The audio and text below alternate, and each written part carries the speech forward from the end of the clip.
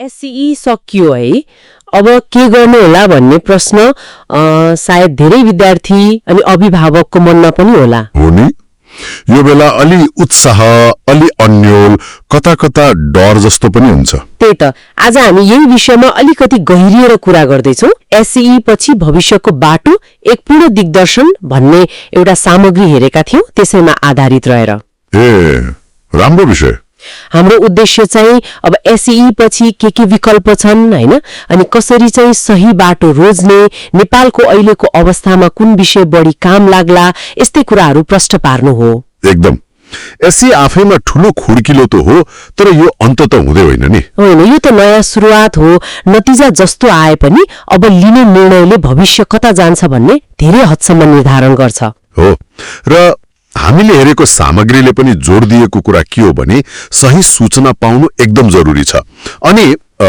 अभिभावकको भूमिका पनि महत्त्वपूर्ण हुन्छ तर त्यो दबाब दिने खालको चाहिँ हुनु भएन हो साथ दिने खालको हुनु पर्यो ल त्यसो भए सुरु गरौँ न त त्यो सामग्री हेर्दा विकल्पहरू त थुप्रै देखियो नि हैन देखियो सामान्यतया त +2 भइहाल्यो एमईबी अन्तर्गतको विज्ञान व्यवस्थापन मानविकी शिक्षा कानून अनि अर्कोतिर सीटीभीटी को प्राविधिक शिक्षा पनि छ हो सीटीभीटी त्यसले चाहिँ कस्ता कोर्सहरू दिन्छ सीटीभीटी ले चाहिँ अलि छोटो अवधिका मतलब रोजगारी छिटो पाउने खालका कोर्सहरू दिन्छ जस्तै डिप्लोमा तहको इन्जिनियरिङ कृषि स्वास्थ्य कम्प्युटर यस्ता छिटो काम सिक्ने छिटो कमाउनेतिर हो त्यस्तै अनि ब्रिज कोर्सहरूको पनि कुरा थियो त्यसमा खास गरी एमबीबीएस इन्जिनियरिङ जस्तो गाह्रो प्रवेश परीक्षाको तयारी गर्नलाई त्यो पनि छ अनि सिपमूलक तालिम नि जस्तो कम्प्युटर प्रोग्रामिङ डिजिटल मार्केटिङ त्यो पनि महत्त्वपूर्ण विकल्प हो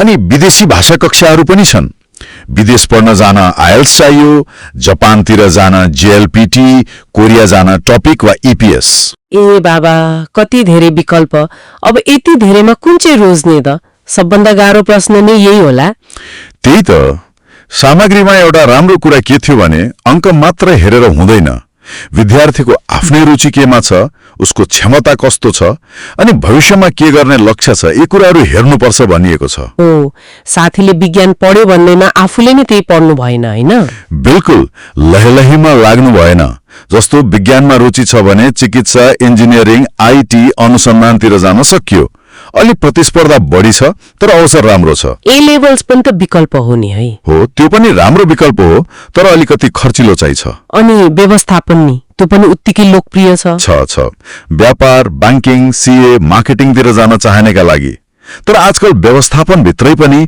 नयाँ क्षेत्रहरू आएका छन् नि जस्तो कि डिजिटल मार्केटिङ उद्यमशीलता यी कुराहरूमा पनि अवसर बढेको छ अनि मानविकी र कानूनको कुरा गरौँ न कतिले त अलिक कम महत्त्व दिन्छन् जस्तो लाग्छ खै त्यो पुरानो सोच हो जस्तो लाग्छ मलाई अहिले त साहित्य समाजशास्त्र पत्रकारिता निजामती सेवा मात्र होइन कानून पढ्ने आकर्षण पनि निकै बढेको छ हो र हो अनि मानविकीले त झन् यो एआई को जमानामा रचनात्मकता आलोचनात्मक सोच जस्ता कुरा सिकाउँछ जुन मेसिनले गर्न सक्दैन यो झन् महत्त्वपूर्ण हुँदैछ एकदम सान्दर्भिक कुरा अनि त्यो सीटीभीटी को कुरा गर्दा त्यसले छिटो रोजगारी त दिन्छ भनियो तर के नेपालमै मात्र हो अवसर होइन सामग्रीले के प्रश्न पारेको छ भने यहाँ सिकेको सिपले विदेशमा पनि राम्रो अवसर दिलाउन सक्छ जस्तो दक्ष प्लम्बर इलेक्ट्रिशियनको माग मध्यपूर्व मलेसियातिर कति छ कति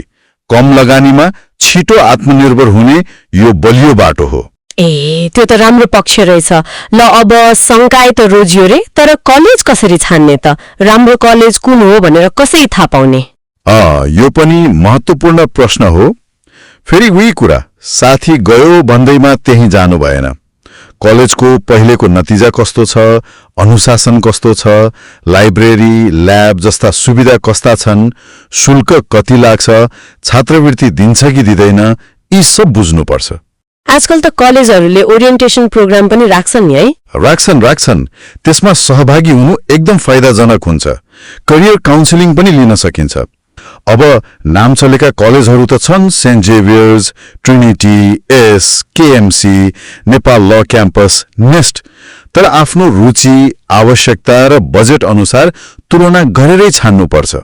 ठिक हो। अनि करियरको लक्ष्य कसरी बनाउने भन्ने बारे पनि सामग्रीमा कुरा थियो। त्यो स्वट विश्लेषण भन्ने अलि गाह्रो सुनिन्छ नि। होइन, गाह्रो छैन। सरल तरिकाले सोच्ने हो। मेरो बलियो पक्ष के हो, म केमा राम्रो छु, मेरो कमजोरी के छ, मैले रोज्न लागेको क्षेत्रमा अवसर कस्तो छ, चुनौती के हुन सक्छन्। यति प्रश्नको जवाफ खोज्नु नै स्वट हो। ए, त्यति मात्रै हो?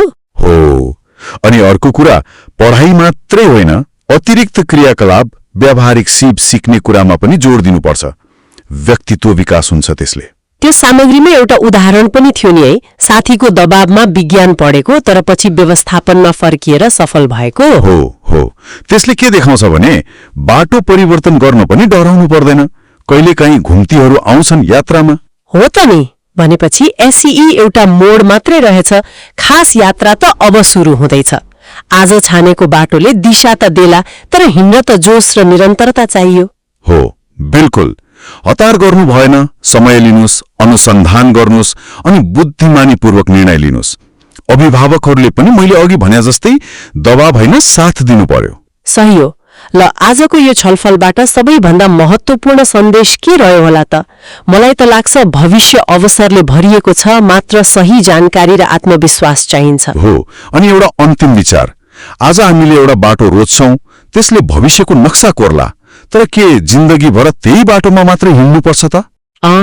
सोच्नुपर्ने कुरा। यात्राको क्रममा नयाँ रुचिहरू आउलान्, नयाँ सम्भावनाहरू देखिन सक्छन्, नयाँ मोडहरू आउलान्। तिनलाई पनि अँगाल्न हामी तयार हुनुपर्छ कि पर्दैन? यो प्रश्नमा विचार गर्नु पनि सान्दर्भिक होला।